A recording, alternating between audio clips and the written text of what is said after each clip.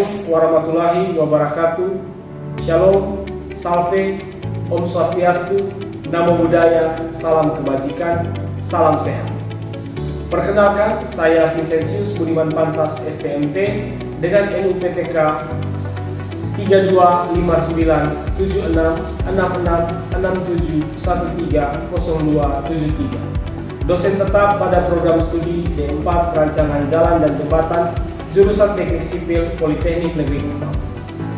Video ini merupakan bagian dari pernyataan diri dalam unjuk kerja Tridharma Perguruan Tinggi atau PDD UKT-PT sebagai salah satu syarat sertifikasi dosen gelombang pertama tahun 2026 yang diselenggarakan oleh Kementerian Pendidikan Tinggi, Sains dan Teknologi, khususnya dalam bidang pengajaran.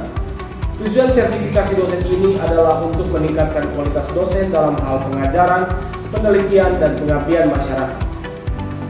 Pada kesempatan ini, saya akan menjelaskan secara singkat mengenai mata kuliah yang saya ampu, yaitu mata kuliah Teknik Pemeliharaan Jembatan dengan kode mata kuliah PJJ 4347712221. Mata kuliah ini merupakan mata kuliah wajib yang berada pada semester 6 dengan nomor 3 SKS. Mata kuliah ini memiliki fokus pada pengembangan keterampilan dan pengetahuan yang diperlukan untuk mengidentifikasi kondisi jembatan, menentukan nilai kondisi dan sisa umur jembatan, serta merencanakan pemeliharaan dan perbaikan jembatan. Terdapat 4 aspek CPL-MK pada mata kuliah ini. Yang pertama, aspek sikap, menunjukkan integritas dalam pekerjaan dan kejujuran dalam hubungan profesional, berkomitmen untuk mematuhi kode etik dan prinsip etika profesional dalam industri konstruksi, menunjukkan tanggung jawab dalam pekerjaan dan keputusan yang diambil, mengidentifikasi dan menerapkan praktik berkelanjutan dalam perencanaan dan pelaksanaan proyek. Aspek keterampilan umum, kemampuan untuk berkomunikasi dengan jelas dan persuasif dalam laporan teknis, presentasi, dan komunikasi tertulis. Kemampuan berkolaborasi dengan anggota tim proyek dan pihak terkait lainnya. Kemampuan untuk mencari solusi desain yang inovatif untuk tantangan teknis dalam perencanaan jalan dan jembatan. Kemampuan umum untuk mengembangkan alternatif desain yang efisien dan berkelanjutan. Aspek pengetahuan, pemahaman tentang prinsip-prinsip perencanaan jalan dan jembatan, mengetahui standar teknis dan regulasi yang berlaku dalam industri konstruksi jalan dan jembatan. Keterampilan khusus, kemampuan untuk merancang, mengelola, dan mengawasi proyek konstruksi jalan dan jembatan, kemampuan untuk mengawasi pelaksanaan lapangan pekerjaan jalan dan jembatan, memastikan kepatuhan terhadap rencana, spesifikasi proyek, serta mengidentifikasi dan mengatasi masalah yang mungkin akan muncul di lapangan. Capaian mata kuliah. Yang pertama, mahasiswa mampu menjelaskan jenis-jenis jembatan, mampu menjelaskan tentang bagian jembatan, mampu mengidentifikasi kondisi jembatan, mampu melakukan pemeriksaan kondisi jembatan, mampu menentukan sisa umur jembatan, mampu menyusun rencana pemeliharaan rutin jembatan, mampu menyusun rencana pemeliharaan berkala jembatan, mampu menjelaskan teknologi dan inovasi dalam pemeliharaan jembatan, mampu menyusun rencana perbaikan jembatan, dan mampu menjelaskan prinsip manajemen risiko pemeliharaan jembatan. Modalitas pembelajaran dilakukan dengan pembelajaran tatap muka. Strategi pembelajaran yang digunakan adalah student center learning, di mana mahasiswa menjadi pusat dari pembelajaran. Metode pembelajaran menggunakan pendekatan project based learning yang menekankan pembelajaran berbasis proyek. Mahasiswa tidak hanya mempelajari teori, tetapi juga diminta menerapkan langsung pada tugas terstruktur yang berbasis proyek. Mahasiswa dibagi menjadi 4 kelompok, kemudian masing-masing kelompok mencari dan menentukan 2 jembatan dengan panjang 10 meter yang ada di Kota Kupang untuk dilakukan pemeriksaan detail, penentuan nilai kondisi, penentuan umur jembatan, dan rencana pemeliharaan jembatan. Jadi total terdapat 8 jembatan. Output dari mata kuliah ini adalah dokumen pemeliharaan 8 jembatan yang ada di Kota Kupang dan urutan prioritas penanganan ke-8 jembatan tersebut. Media yang digunakan dalam proses pembelajaran adalah laptop dan learning monitor. Penilaian pada mata kuliah ini terdiri dari 60% aktivitas partisipasi dan 40% aktivitas kognitif. Aktivitas partisipasi terdiri dari proses kerja 20%, hasil kerja 30%, dan kehadiran 10%. Sementara aktivitas kognitif terdiri dari tugas 5%, ujian tengah semester 15%, dan ujian akhir semester 50%. Selanjutnya, kita bersama-sama akan menyaksikan cuplikan proses pembelajaran saya bersama mahasiswa di kelas yang membahas tentang menentukan sisa umur jembatan. Di sesi ini, mahasiswa belajar mampu melakukan penilaian nilai kondisi jembatan, mampu menghitung total nilai kondisi jembatan, mampu menentukan sisa umur jembatan. Selamat menyaksikan.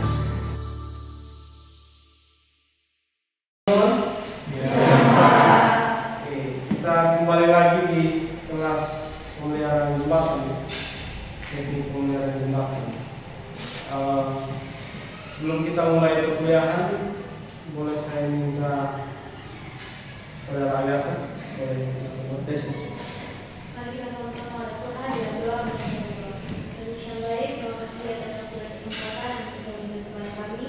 Pada saat ini kami akan memulai dengan pembelajaran kami. Berkati setiap kami Tuhan, agar kami boleh belajar dengan baik. Terima kasih Tuhan. Haleluya. Amin. Terima kasih saudara. Selanjutnya absen sudah saya buka ya lewat Edis. Silakan mengakses. Oke. Sekarang kita masuk ke materi ya. Hari ini kita belajar tentang mengetahui atau sisa umur jembatan ya, atau bridge remaining life. Nah, sebelum mengetahui bridge remaining life ini, pertama kita harus mengetahui penentuan nilai kondisi. Lalu dengan nilai kondisi itu kita mengidentifikasi sisa umur. Ya. Nah, sisa umur jembatan ini ya, sama seperti minggu lalu. Itu kita dapatkan dari pemeriksaan detail jembatan ya, yang sudah kalian belajar. Nah, misalnya target umur jembatan kita 50 tahun ya. Kemudian sampai umur ke 40 jembatannya sudah rusak ya. Jadi, apakah jembatan itu sesuai dengan umur rencananya atau tidak? Itu yang akan kita pecahkan di sini dengan nilai kondisi. Ya. Di sini ada pertanyaan, mengapa jembatan butuh evaluasi? Setiap jembatan dirancang dengan target umur layak umumnya 20 tahun. Ya. Seiring berjalan waktu, beban lalu lintas, cuaca, ya, kinerja jembatan secara alami akan menurun. Evaluasi matematis secara berkala sangat krusial untuk memastikan jembatan tidak runtuh sebelum waktu. Ya. Jadi ada yang jembatan yang sebelum waktunya dia sudah rusak karena berbagai faktor. Di sinilah kita perlu menghitung sisa umur jembatan atau bridge remaining life. Berikutnya, untuk mendapatkan nilai kondisi tadi, itu kita dapat kalau seperti minggu lalu kita dapat dari pemeriksaan detail. Ya. Itu pemeriksaan detail kita mengklasifikasikan jembatan kita menjadi 5 level ya. Level 1 itu level jembatannya ya. Level 2 kekumpulan utama ya. Mulai dari sungai ya, bangunan bawah, bangunan atas. Kemudian level 3 kita ke fondasi, pilar dan rangka. Sub elemen ya. Untuk level 4 yang panjang, batang tepi dan seterusnya. Kemudian level 5 adalah level individu elemen lokasi ya. Lokasi presisi dari kerusakan itu. Misalnya ada terjadi kerusakan di bagian fondasi ya. Kalau kita lihat bagian fondasi itu dia bangunan atas atau bangunan bawah? Bangunan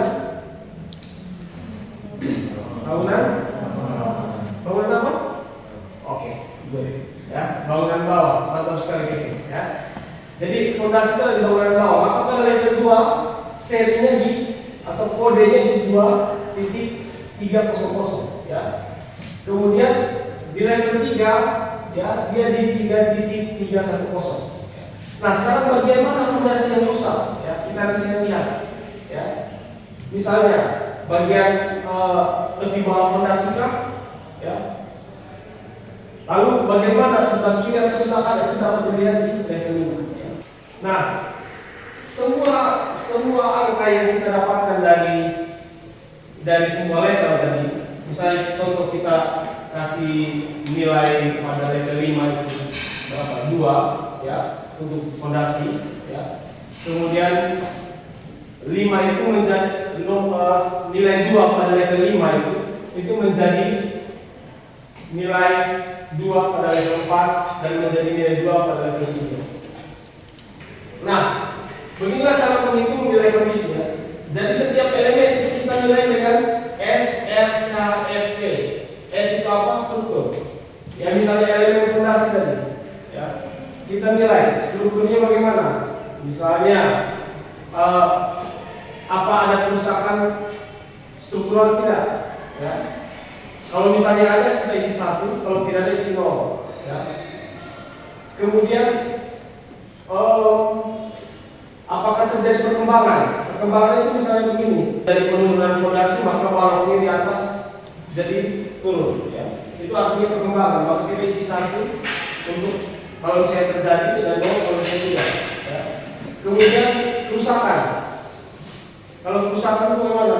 Apakah kerusakan ini bertambah parah dengan cepat? Ya. Kalau misalnya bertambah parah dengan cepat, ya, maka kita isi 1. Kalau tidak, maka kita isi 0. Fungsi, ya. Apakah elemen ini gagal menjalankan fungsinya? Nah, kalau misalnya dia gagal menjalankan fungsinya, maka nilai isi 1. Kalau misalnya tidak, isi 0. Begitu juga dengan pengaruh. Apakah kerusakan ini mempengaruhi elemen lain di sekitarnya atau tidak? Oke. Berikutnya, nah ini adalah bagaimana kita menilai beton bertulang. Ya. Jadi jembatan itu banyak material, ada dari beton, ada dari baja. Ya. Ini bagaimana kita menilai untuk beton bertulang. Ada jenis-jenis kerusakan ya, misalnya apa tuh? Kerontokan, ya, retak, korosi, ya. Dan ada kriteria kritisnya. Saya ambil contoh misalnya retak, ya. Retak itu terjadi akibat apa? Akibat susut, beban berlebih atau kegagalan fondasi. Nah, dia dikatakan kritis jika lebar retakan lebih besar daripada 0,2 mm atau terlihat berbesan air, maka skornya 1. Ya, skor R dari 1. R tadi apa? R. R tadi apa? Kerusakan, ya, maka skor R-nya 1, ya. Oke, kemudian ini untuk baja ya, baja struktural. Ya. Baja struktural kita bisa lihat di sini jenis defeknya apa saja, korosi, ya, perubahan bentuk, retak baja, ya. Jadi tadi misalnya NK di level 5 ada 3, nilainya 3. Ya, maka dia terus level 4 nilainya 3. Kemudian level 3 nilainya 3, level 2 nilainya 3, maka level 1 nilainya 3. Maka nilai jembatan ini adalah nilai kondisi sama dengan 3. Ya. Kemudian prinsip utama ya, nilai kelompok elemen ditentukan dengan melihat sejauh mana elemen yang merusak mempengaruhi kemampuan elemen lain untuk berfungsi. Itu nilai pengaruh. Jadi P dari pengaruh. Nilai komponen elemen ditentukan dengan melihat sejauh mana elemen yang rusak mempengaruhi kemampuan elemen lain untuk berfungsi. Oke, kira-kira ini strategi intervensi berdasarkan nilai kondisi. Jadi misalnya nilai kondisi 0, ya, nilai kondisi 1, nilai kondisi 2, nilai kondisi 3, nilai kondisi 4. Ya. Kita bisa lihat ini. Ini jembatan pertama kali dibangun ini. NK-nya sama dengan 0, ya. Semakin sering dia digunakan maka dia mulai turun, NK 1 misalnya, ya. Katakan tahun ke-30, ya, ini tahun ke, ya, suhu X itu tahun ke. Misalkan tahun ke-30, ya, dia dilakukan perawatan, ya, pemeliharaan, ya, maintenance, routine maintenance, ya. Maka dia seolah-olah dia menaikkan kembali grafiknya ke atas, kemudian dia perlahan turun. Ya. Tahun ke-70 lagi mulai lagi pemeliharaan rutin lagi, maka naik lagi. Ya. Tapi harus diingat bahwa dia tidak mungkin menaikkannya sampai di garis yang titik ini. Ya. Pasti ada selisih. Ya. Kita tidak bisa dengan pemeliharaan rutin itu atau dengan pemeliharaan infrastruktur, pemeliharaan jembatan, kita tidak bisa membuat jembatan itu betul-betul seperti baru. Berikutnya, ini tadi metode penilaian bagaimana kesehatan jembatan diukur. Ada S, R, K, F, P, ya, yang kita nilai pada elemen-elemen di tiap level jembatan. Jadi harus kita ingat ada elemen jembatan, elemen itu terletak pada level berapa. Ya. Di atas elemen itu menyusun komponen, komponen menyusun bagian. Oke, kita lihat di sini NK-nya. Kalau misalnya NK-nya 1, maka pemeliharaan, ya. NK-nya 2 atau 3 rehabilitasi, NK-nya 4 atau sampai 5 dia perbuatan pergantian. Sampai sini ada pertanyaan? Bertanya Pak, pertanyaan saya berkenaan dengan nilai kondisi. Tadi seperti yang sudah Pak jelaskan, nilai kondisi pada misalkan pada level 4 itu akan berpengaruh pada level sebelumnya, yaitu level 3. Dan juga seperti yang sudah Pak jelaskan tadi, misalkan pada level 4 memiliki 2 nilai kondisi. Nah, itu akan dipilih nilai kondisi terbesar untuk dipakai di level sebelumnya, yaitu level 3.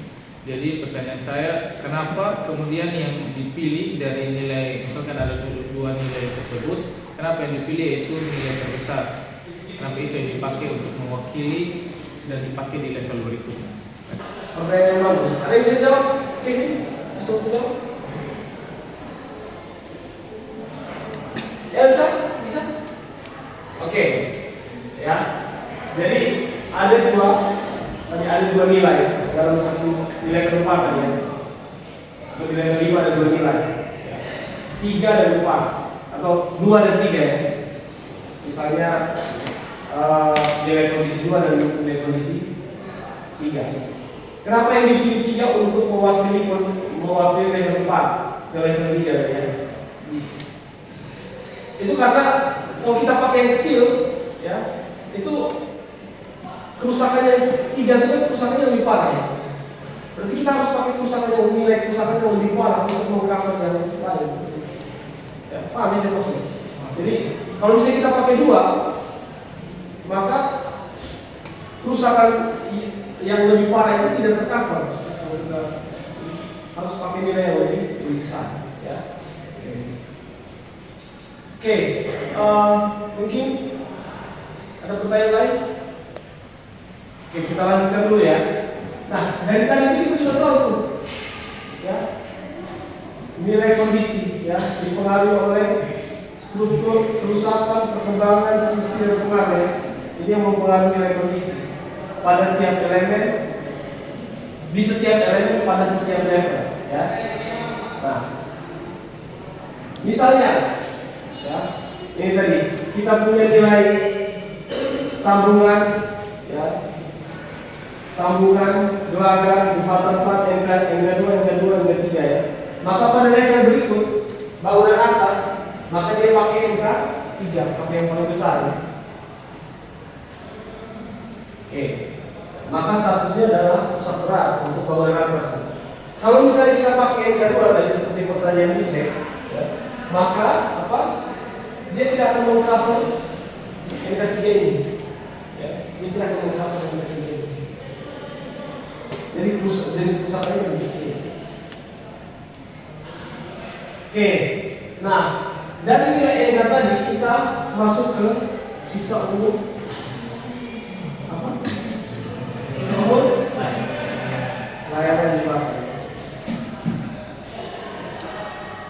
Di sini rumusnya adalah NK sama dengan 5 kurang dalam kurung 100 kurang dalam kurung Y N persen.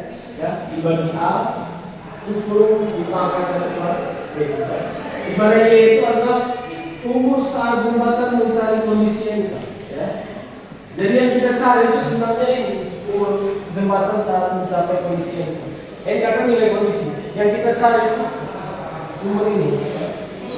A dan B itu konstanta degradasi BS 4,66 sama 1,9051. Sehingga 1 per B sama dengan 0,525. Nah, misalnya kan kita punya NK 3 ya.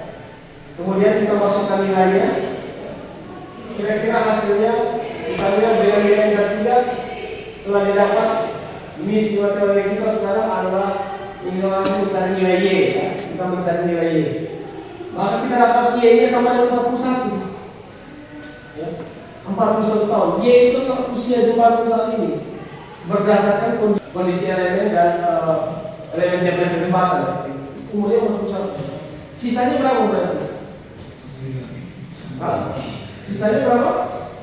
9. Karena kita asumsikan bahwa umur layar jembatan kita itu 50, umur rencana jembatan kita itu 50. Oke, ya. Umur rencana 50 tahun, umur kerusakan 41 tahun, sisa umur layar 9 tahun. Ya. Oke. Ini adalah sisa umur layar. Nah, sekarang dari sisa umur layar ini, ya, kita sudah tahu berapa lama lagi kita punya jembatannya akan rusak secara utuh. Ya. Nah, ini rekomendasi penanganan. Kalau misalnya NK3 tadi rusak berat, ya. Kalau NK3 ada yang masih ingat tadi, jadi pemeliharaan apa?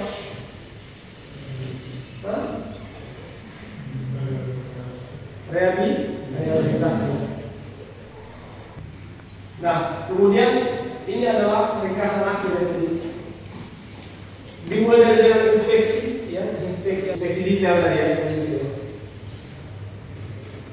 ya. Kemudian kalau kalkulasi dan degradasi, ya, seberapa nilai kondisinya berapa, ya, keluarannya berapa, kemudian proyeksi umur. Ya. Kira-kira ini adalah 3 ringkasan metode prediksi ya, yang digunakan oleh bridge management system BMS.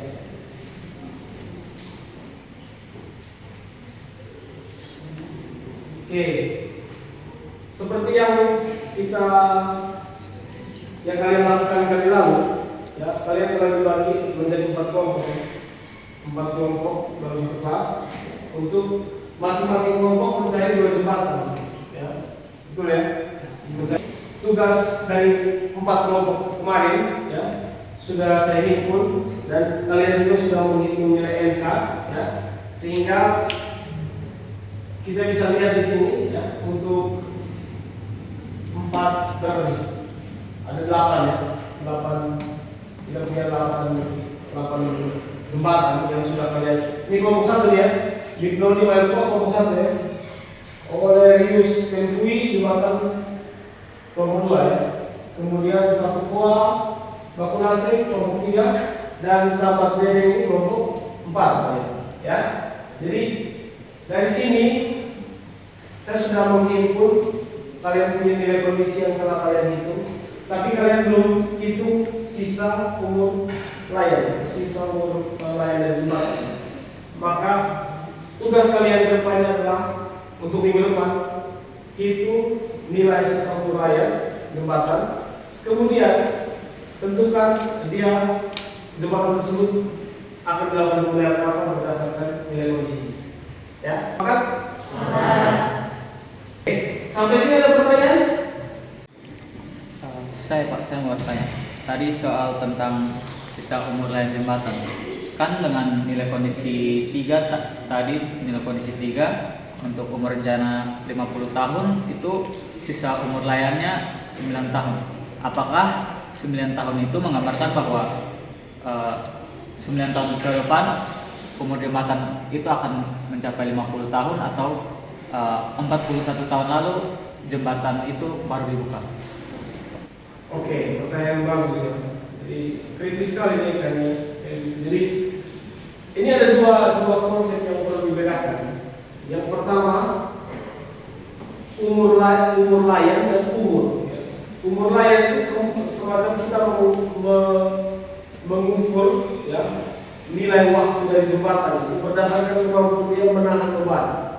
Ya, sementara kita bedakan dengan umur ketika dia dibangun tahun 2000, maka tahun 2070 jembatan itu bakal hancur. Apakah betul begitu? Tidak ya. Belum tentu 2070 ini dia hancur. Ya, karena dia sudah 50 tahun maka dia hancur, tidak ya.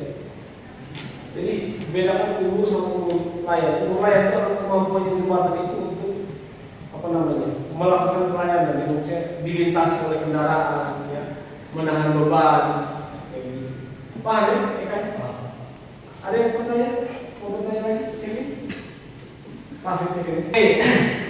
Kalau tidak ada yang bertanya, kesimpulan yang cocok yang kita ambil untuk hari ini, jembatan yang dievaluasi dengan presisi adalah jembatan ekonomi yang berkelanjutan. Ya. Oke, saya kira sekian untuk hari ini. Terima kasih atas kehadirannya. Semoga apa yang saya jelaskan tadi dan tugas yang saya berikan bisa dikerjakan. Ya. Apa yang saya jelaskan bisa dapat diterima dan kalian bisa pakai ilmu ini kalian bisa pakai dalam mengerjakan tugas. Kalau misalnya ada yang mau bertanya, ada yang mau bertanya ketika tidak jelas gitu ya, maksudnya kalian kebingungan dengan tugas, boleh hubungi saya. Bisa datang ke ruang dosen atau juga menghubungi saya di WA, atau bisa juga ya kolek di ketua kelas, lalu pertanyaan kita akan kita jawab untuk video ya. Kalau tidak ada pertanyaan lagi, saya minta adik Sofia untuk mengakhiri perkuliahan dalam doa.